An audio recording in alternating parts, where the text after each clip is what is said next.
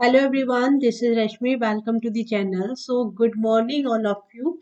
And yes, I am making this video to all the aspirants जो कि UGC net दिसंबर 2024 examination देना चाहते हैं एंड यहाँ मैं वो सारे पॉइंट्स डिस्कस करने वाली हूँ जो आपको पता होना चाहिए बिफोर फिलिंग द एग्जामिनेशन। तो वीडियो को आपको लास्ट तक देखना है and if you think it is useful for you do like this and share with your friend. तो बेसिकली जो कल हमारा नोटिफिकेशन रिलीज हुआ है अबाउट दी दिसंबर एग्जामिनेशन। तो अब जो स्टूडेंट है जो फर्स्ट टाइम अपेयर हो रहे हैं उनके दिमाग में बहुत सारे क्वेश्चंस हैं, तो वो सारे डिस्कशन मैं यहाँ पर करूँगी। तो देख लीजिए सबसे पहले, हाँ, यू मस्ट नो कि जो आपका यूजीसी नेट एग्जामिनेशन होता है तीन कैटेगरीज में होता है। जो पहला कैटेगरी है वो आपका होता है for the JRF, junior research fellowship examination. So if you are going to qualify that examination, you will get admission into the higher educational institute of India, and you will also get some financial support from the government of India.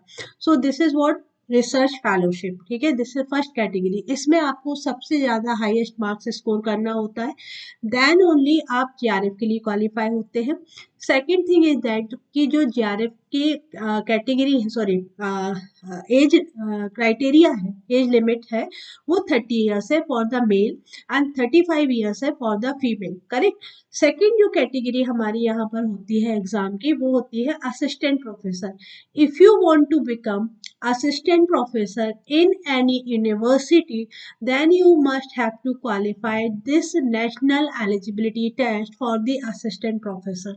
यदि मैं यहाँ eligibility की बात करूँ, age eligibility, तो appointment as assistant professor के लिए there is no age limit, आप कितने भी अटेम्प्ट दे सकते हैं और आपकी कोई एज लिमिट भी नहीं है। एंड जो थर्ड कैटेगरी है that is admission only for PhD. So if you are qualifying for this examination, आप डायरेक्टली पीएचडी में एडमिशन ले सकते हैं। Now financial support during the PhD, ये डिपेंड करता है कि आप किस यूनिवर्सिटी में एडमिशन ले रहे हैं। Some university still, if you are pursuing PhD without any JRF, still they provide the financial support. It depends, now it depends on the university कि वो आपको कितना financial support देंगे, देंगे नहीं देंगे, उसके behalf में आपको कुछ काम करना होगा, like that वो यूनिवर्सिटी पर डिपेंड करता है। लेकिन ये तीन कैटेगरी में आपका एग्जाम होता है, ठीक है। तो चलिए वापस चलते हैं।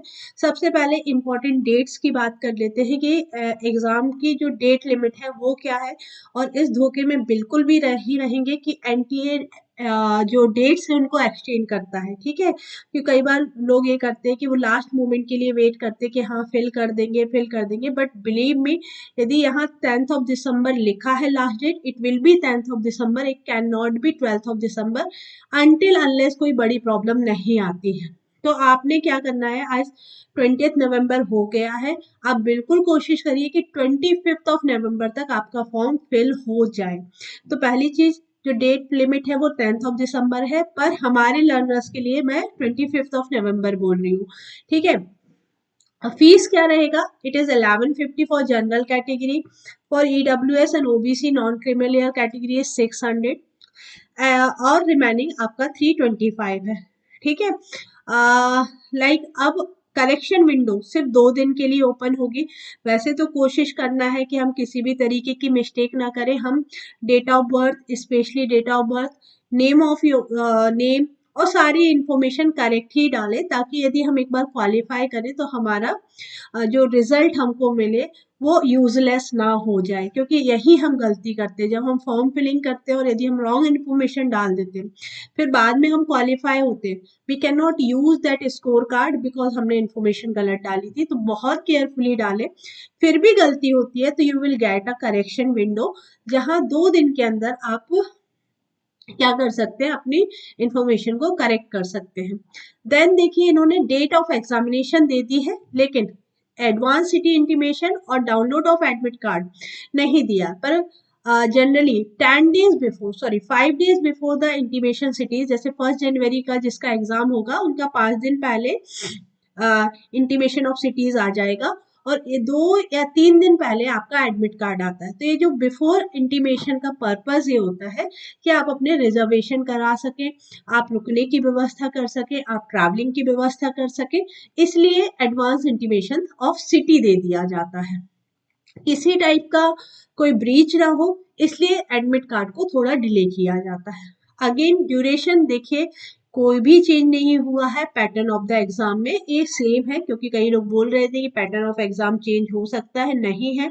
मैंने भी आपको लास्ट वीडियो में बोला था कि पैटर्न चेंज इतनी जल्दी नहीं होगा।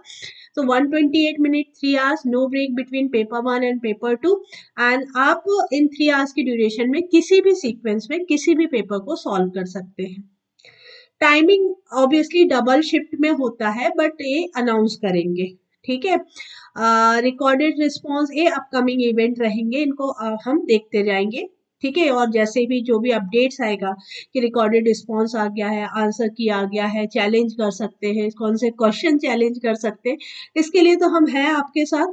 सिर्फ आप चैनल पर बने रहें, चैनल को सब्सक्राइब करके रखें, एंड टाइम टू टाइम यदि कोई वीडियो रिलीज होता है तो उसको आप देखते रहें, ठीक है। अच्छा, यूजीसी नेट जो होगा एप्लीकेशन का मोड, वो सिर्फ ऑनलाइन है, ऑफलाइन फॉर्म नहीं फिल किए जा सकते, और ना ही आपको कुछ प्रिंट निकाल कर सेंड करना है, ऑनलाइन प्रोसेस है, ठीक है। आपकी जो पूरी प्रोसेस है वो ऑनलाइन होगा। लाइक ये हो गया, ठीक है। अब हम बात कर लेते हैं कि एनटीए क्या है। ये तो मैंने आपको समझा दिया। एनटीए एक कमिटी है जो कि यूजीसी नेट एग्जाम कंडक्ट करती है, एंड यूजीसी नेट का जो नेशनल एलिजिबिलिटी टेस्ट है, it is in the 3 category. यदि आप जेआरएफ के लिए क्वालिफाई होते हैं, सो you will also get chance to get appointment as an assistant professor and admission to the PhD.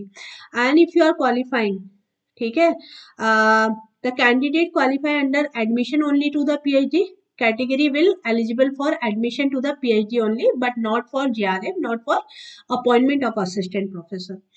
Okay, and यदि आप JRF, यदि आप सिर्फ assistant professor qualified है, then you can go for both things. Okay, तो ये आपको clear होगा। एंड सो कैटेगरी 1, कैटेगरी 2, ये यहाँ पर कट ऑफ आपका रहता है, रेंज रहता है, ओके। अभी कट ऑफ की बात नहीं कर रहे, क्योंकि आज हमको सिर्फ डिस्कशन करना है कि आपके स्पेसिफिक या पॉइंट्स कौन से हैं जो आपको बिफोर फॉर्म फिलिंग कंसीडर करना। अच्छा, एक पॉइंट और यहाँ पर है, जो हमारी स्पेशल कैटेगरी है, like student from schedule caste, student from backward category and student from disabilities, आपके लिए एक सेपरेट फेलोशिप है, आपके लिए एक सेपरेट फेलोशिप है, that is called the national fellowship. Result declare होने के बाद यदि आप क्वालिफाइड रेंज में हैं, तो आपको ये specially government national fellowship provide करती है, और इसके लिए वो रिजल्ट के बाद लिस्ट डिक्लेयर करते हैं। तो आपको थोड़ा सा अवेयर रहना होगा कि हाँ, लिस्ट रिलीज हुआ क्या, और यदि आपको ये मिल जाता है fellowship, you can join PhD and continue PhD with fellowship examination. तो ऐसा दुखी नहीं होना है कि only for UGC net only for PhD qualified हुए हैं, या ओनली फॉर नेट क्वालिफाइड हुए हैं, जेआरएफ नहीं मिला। भाई, पीएचडी फॉर असिस्टेंट प्रोफेसर आप क्वालिफाई कर ले रहे हो, आप पीएचडी रिटन टेस्ट क्वालिफाइड कर ले रहे हो, आपका कैरियर सेट है। You have to find out your path, ठीक है। क्योंकि जेआरएफ बहुत लिमिटेड स्टूडेंट्स को मिलता है, लेकिन ऐसा नहीं है कि जेआरएफ नहीं मिलने पर आपका कैरियर नहीं है। जेआरएफ है, वेल एंड गुड, बहुत अच्छी बात है, आपकी जो मेहनत है आपने बहुत अच्छे से की है। और स्पेशल जो जेआरएफ के लिए होता है वो सिर्फ इतना होता है कि जब आप एग्जाम देते हो उस टाइम आप कॉन्फिडेंट रहे, और उस एग्जाम की प्रिपरेशन आपने मॉक टेस्ट एंड रिवीजन के साथ की है। यदि आप मॉक टेस्ट नहीं दे रहे हैं, आप बहुत बड़ी गलती कर रहे हैं। यदि आप रिवीजन नहीं कर रहे हैं, आप बहुत बड़ी गलती कर रहे हैं। आप 1-2 यूनिट छोड़िए, लेकिन आप मॉक टेस्ट जरूर दीजिए। एग्जाम का मोड क्या होगा भाई? CBT mode. मैंने लास्ट वीडियो में ही बोला था कि अब हम ऑफलाइन मोड में नहीं एक्सपेक्ट कर सकते, सीबीटी मोड होगा। 150 question that you have to solve in the 3 hours, and 50 and 100 question from the 50 question from the paper 1, 50 question from the paper 2। Syllabus, yes, कई स्टूडेंट का कहना था कि भाई सिलेबस भी चेंज हो सकता है क्या, तो कोई बात नहीं, हम इस लिंक को भी ओपन करके देख लेते हैं। इन्होंने बोला है कि सिलेबस आप इस लिंक से ओपन कर सकते हैं। पर्सनली किसी को भी सिलेबस प्रोवाइड नहीं किया जाएगा। मीडियम कंप्यूटर साइंस के लिए इंग्लिश मीडियम होता है, ठीक है, और पेपर 1 हिंदी और इंग्लिश दोनों में होता है। बाकी it depend subject to subject, जो हिंदी इंग्लिश दोनों में कंडक्ट कर सकते हैं उनको हम हिंदी इंग्लिश दोनों में एक्सपेक्ट कर सकते हैं। सो हाँ, मार्किंग स्कीम वो आपको पता है कि the question will need to, हाँ नेगेटिव मार्किंग आई कि नहीं आई, बिल्कुल नहीं है। अब there is no negative marking for incorrect response, मतलब वही पैटर्न है भाई साहब, लेकिन कुछ पॉइंट आपने याद रखना है। टू आंसर क्वेश्चन आपको एक ऑप्शन जरूर सिलेक्ट करना है, 2 मार्क्स मिलेंगे करेक्ट रिस्पॉन्स पर। No marks will be given to the unanswered, unattempted और मार्क फॉर रिव्यू। हाँ, कुछ स्टूडेंट ये गलती करते हैं, mark for review, mark for review में मार्क्स नहीं मिलते हैं, आपको प्रॉपरली आंसर मार्क करना है और उसको सेट करना है, ठीक है, उसको आपको क्या कर देना है उसको आपने सेव कर देना है, ठीक है, then only you will get the marks. Okay, तो ये आपके पास अगेन मार्किंग में भी कोई भी चेंज नहीं हुआ है, तो यहाँ मेरे को लिखना होगा .syllabus.new.php ना, हाँ, पर it is not taking this address. क्या एरर है भाई, चलिए देखते हैं, आ गया, ओपन हो गया।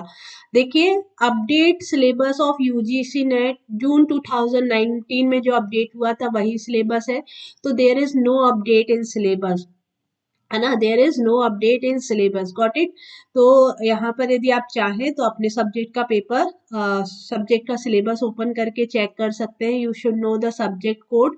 तो हम यहाँ देख रहे हैं कि यहाँ पर पेपर 1 क्या रहेगा और पेपर 2 का सिलेबस क्या रहेगा, ठीक है। सो हियर वी हैव, अच्छा, from today evening onwards I am starting your practice series, वैसे वो मैंने पहले ही अनाउंस कर दिया था, उसका नोटिफिकेशन से कोई रिलेशन नहीं है। तो like syllabus is not change, है ना, सिलेबस चेंज नहीं हुआ, मैंने बोला था यदि होगा तो बहुत आपको पहले से एडवांस में बताया जाएगा, जून में प्रोबेबिलिटी होगी तो अभी हमको जनवरी में पता चल जाएगा। ओके, तो चलिए कंटिन्यू करते हैं। No change in syllabus, second question भी मैंने आंसर कर दिया है। अब बात करते हैं एलिजिबिलिटी की, ठीक है, एलिजिबिलिटी एंड क्वालिफिकेशन क्या चाहिए, इसमें भी स्टूडेंट बहुत ज्यादा कंफ्यूज है।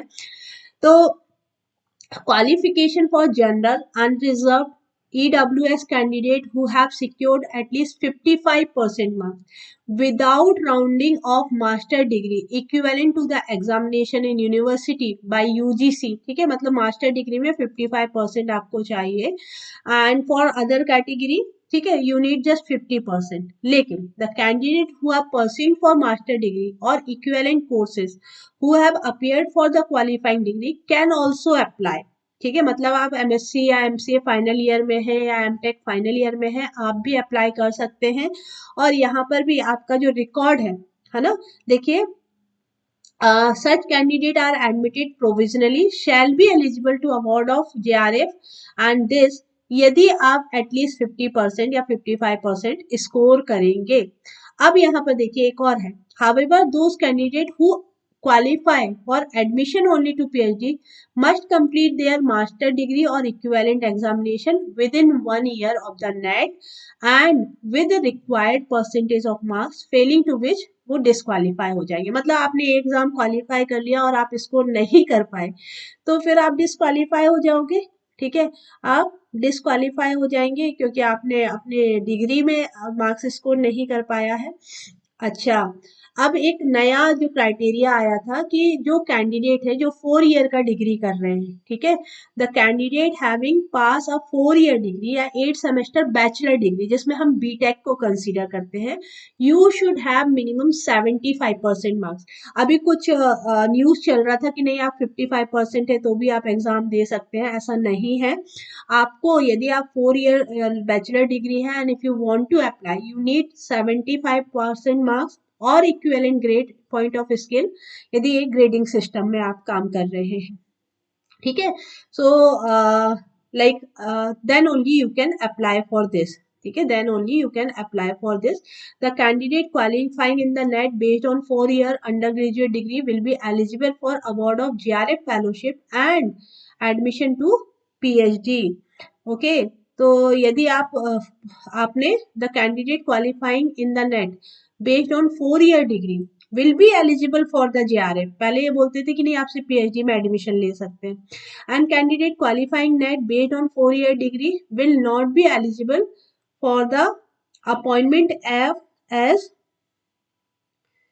Assistant professor. यस, देखिए आपको JRF आप अच्छा स्कोर करेंगे, you will get junior research fellowship, you can take the admission, but आप असिस्टेंट प्रोफेसर नहीं बन सकते. ठीक है, जो बीटेक स्टूडेंट है, यदि आप अप्लाई कर रहे हो तो आप PhD परस्यू कर सकते हो, आप JRF फेलोशिप ले सकते हो, आप एडमिशन टू PhD ले सकते हो, बट आप you are not eligible for the assistant professor examination. Correct, you are not eligible for assistant professor examination.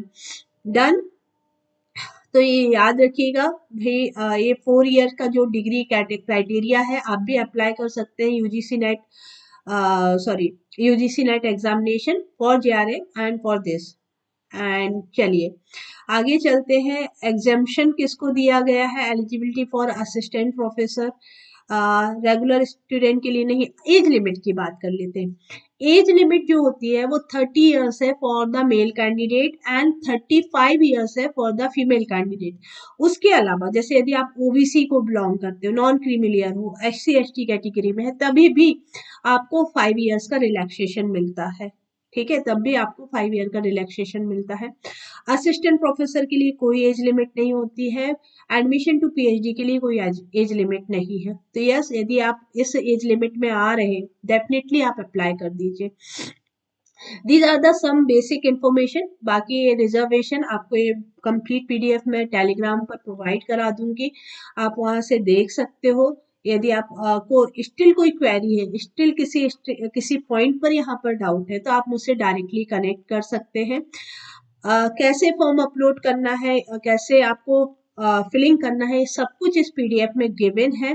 ठीक है, फिर भी डाउट है तो मैं पर्सनल गाइडेंस 1-to-1 गाइडेंस के लिए अवेलेबल हूँ. तो यस, ठीक है, की चैलेंज वगैरह के टाइम हम आपके साथ रहेंगे, तो उसके लिए कोई टेंशन नहीं. So all the very best. 25 नवंबर तक फॉर्म फिल करिए एंड प्रेपरेशन स्टार्ट कर दीजिए. अभी भी आप सो रहे हैं तो काम नहीं चलेगा. Thank you. All the very best.